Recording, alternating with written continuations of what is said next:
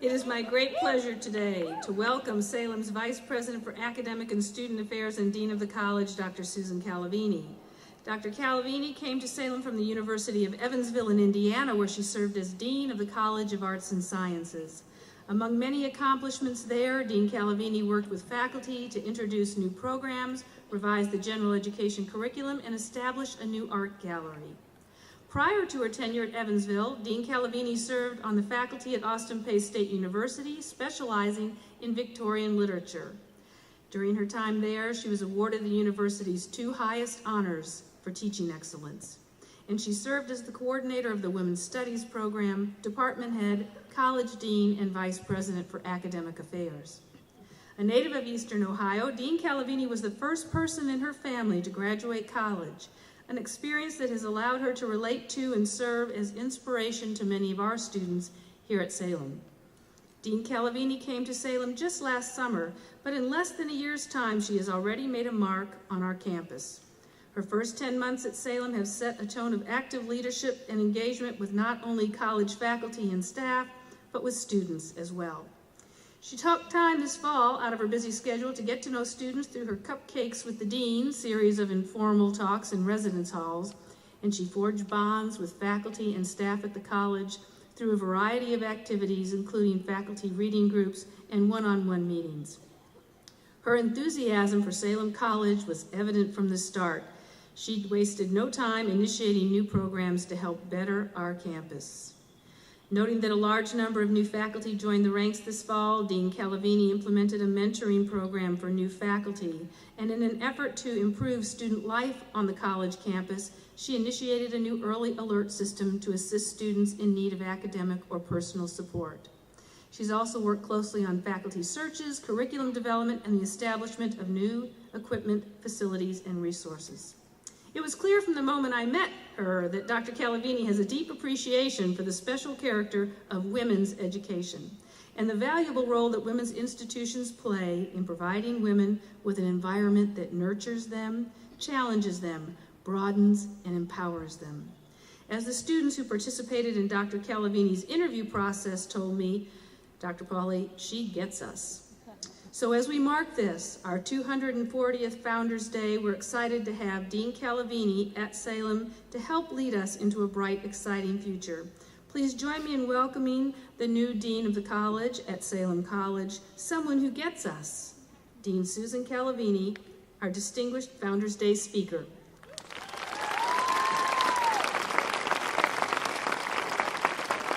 Thank you, Dr. Pauly. Thank you very much for that introduction. Students, faculty, staff, administration, alumni, trustees, and friends of Salem Academy and College. It's really a great honor for me to be speaking to you on this very special occasion. It's a special occasion every year, I know, but it's even more so in a significant anniversary year like the 240th. I had the pleasure of addressing our Salem College students, faculty, staff, and alumni at the opening convocation this year, and I'm truly grateful to President Pauly for giving me such a blessing to be able to complete and crown my first year at Salem by addressing now our entire Salem Academy and College community at this Founders Day convocation. In preparing for this talk, I've spent some time with our founders in God's Acre, listening to their voices and drawing inspiration from them. Don't worry, I was not communicating with ghosts. The voices of our founders can be heard by all of us in the words carved into their gravestones. I'm sure that you have all heard these stones call out names as you walk through the cemetery and cast your eyes upon those square, flat faces. The names of Elizabeth Ersterline Christ, the first teacher who started our school in April 1772. Or Catherine Sainer Steiner, who became the second teacher in 1780. And her husband, Abraham Steiner, who served as the head of the school, or the inspector, in the early 1800s. They lie in different parts of God's Acre, as you know, since they were married.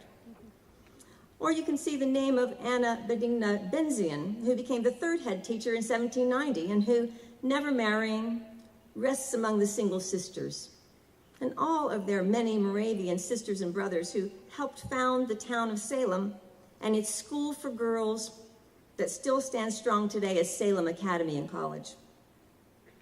But the stones tell us something more about our founders than just their names and the dates of their births or deaths. The earliest stones in God's acres all tell us something that one doesn't find on gravestones today. Something that sends a message about our founders' perspective, a message that I would like to focus on today. On each of those earliest old gray stones, carved beneath the name and the dates, have you noticed what's there? It's a place name. It's the birthplace of the departed.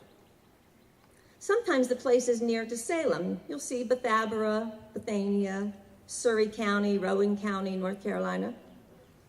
Most of the time, though, in the oldest stones, it's much farther away. They came from across the seas, those Moravian settlers. They came from Saxony and Brandenburg and the Palatine in Germany, from Ireland, from Yorkshire, Shropshire, and London in England. They came from other American colonies and eventually states, from New Jersey, Maryland, and Virginia. And some of the most important to us here at Salem Academy and College came from a Moravian settlement in Pennsylvania called Bethlehem. I ask you to think about the significance of this tombstone fact. Today, birthplace is something we never carve on grave markers because we don't think it is important to record where someone started her life. The fact that our early Salem settlers did carve the birthplace says that it was important to them. Why, you might ask? It's what I asked myself. I'm not sure what they definitely had in mind, but I'll tell you what I think. To me, it suggests that they saw life as a journey. Imagine them here in the late 1700s, perhaps gathered on the gently rolling hillside of God's Acre, in the clearing where they were establishing this village, this new civilization, surrounded by the vast Carolina forests.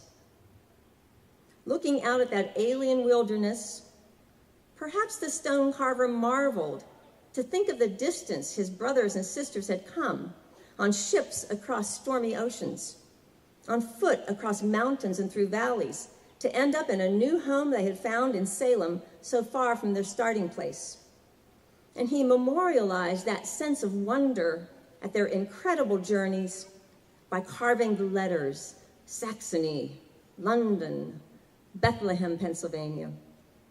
I almost see an exclamation point following those crudely carved place names, as if to say, imagine that. Look how far you've come. Their earthly journeys began afar and ended here, but their spiritual journey goes on in the traditions, practices, and beliefs that they established here, and in the lives of those who follow them, generation after generation, arriving here to live, to work, and to learn. Nowhere is this ongoing spiritual journey better exemplified than at Salem Academy and College, where each year a new class of students arrives to walk in the paths of women's education that our founders so wisely established. Students, like those Salem founders, you started your life's journey elsewhere, some from nearby, of course, but many others from afar, from other regions, states, and countries. You came to settle here in this sheltered and special place, if only for a few years, but such important years for your personal development. And then your life's journey will carry you onward to new paths and new homes, though forever changed by your experiences here, your minds enlightened by the spark lit from the lamp of education at Salem Academy and College. In the journey of your life, you also will be able to look back at the young person you were when you arrived at Salem and the adult you've grown into and marvel, look how far I've come. Look how far I've come in knowledge, in understanding of the world and its diverse people and cultures, in self-confidence, in experience as a leader, in courage to do what is right and to stand up for the truth, in commitment to living a purposeful life and making the world a better place. Look how far you've come. Of course, we cannot speak about journeys in connection with Salem Academy and College without thinking of what I'm going to call the mother journey, that extraordinary 500-mile trek through the wilderness that a handful of young women made back in 1766. Theirs is an epic tale, as deserving of a gifted storyteller as the great epics of the Odyssey and the Aeneid, stories of courageous adventurers who traveled great distances, grappling with mental and physical challenges, but resolutely pushing on until they found the refuge, the home that they sought. The ancient Greeks and Romans loved to hear their epic tales of adventure and homecoming recited again and again. And so do we take pride and pleasure in recounting our Salem epic of the mother journey. It features a group of 4 adult single sisters and 12 older girls, 16 brave heroines whose odyssey took them on foot from Bethlehem, Pennsylvania to Bethabara, North Carolina, to start the first single sisters choir in the Moravian tract called Wachovia. Can we even imagine the trials and dangers they faced as they traveled on foot and alone those 500 miles, enduring the elements, fearing strangers and the unknown, huddling together in the darkness of the night, we who cannot imagine a day without a hot shower, a full stomach, a warm bed, and a cell phone in our hand? And women, can we think for a moment about the shoes they wore? Flat-soled, blister-rubbing leather boots, far from the lightweight, gel-soled Nikes we slip on for a walk around Salem Square. One of those intrepid girls was 17-year-old Elizabeth Oesterlein, or Sister O as we fondly call her today.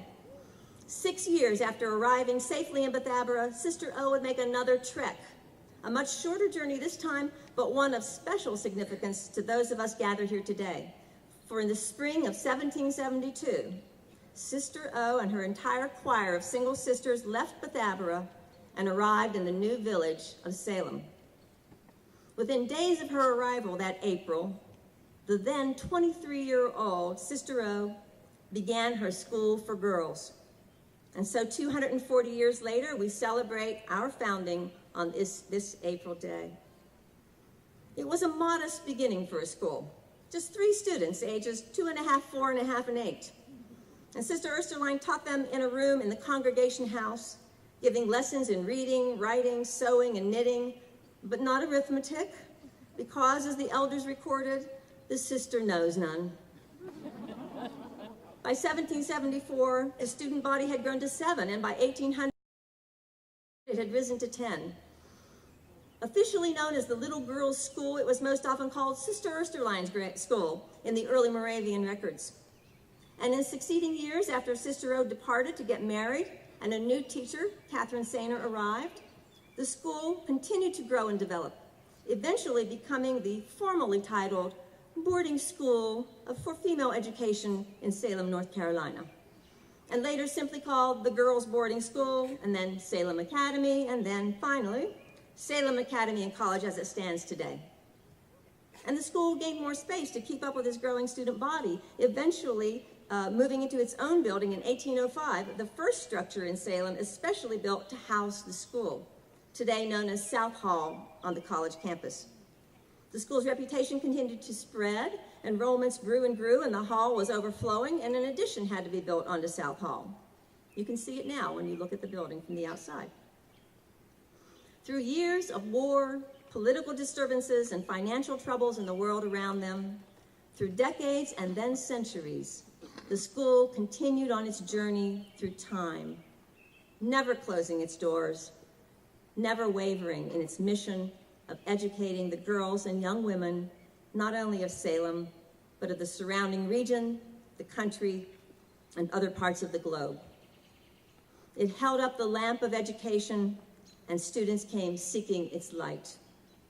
Today, it stands proudly as the oldest continuously operating institution for the education of girls and women in the United States, and we stand proudly with our school to proclaim that fact and to honor our founders whose remarkable journeys brought them here so that we might come here to them.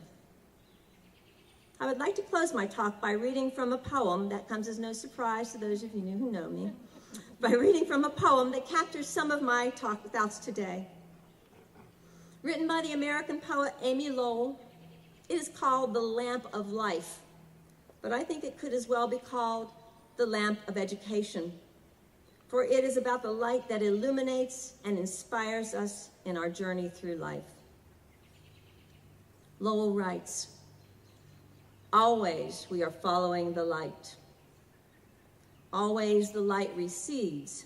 With groping hands we stretch towards this glory, while the lands we journey through are hidden from our sight, dim and mysterious, folded deep in night. We care not. Our utmost need demands is but the light, is but the light." In closing, as we take this time to remember and honor our founders, followers of the light that led them on their journeys from faraway lands to this special place, let us also honor Salem Academy and College as the educational beacon for women kindled by our founders 240 years ago that still draws us, students and teachers alike, to walk in its light. Thank you for listening, and happy Founders Day.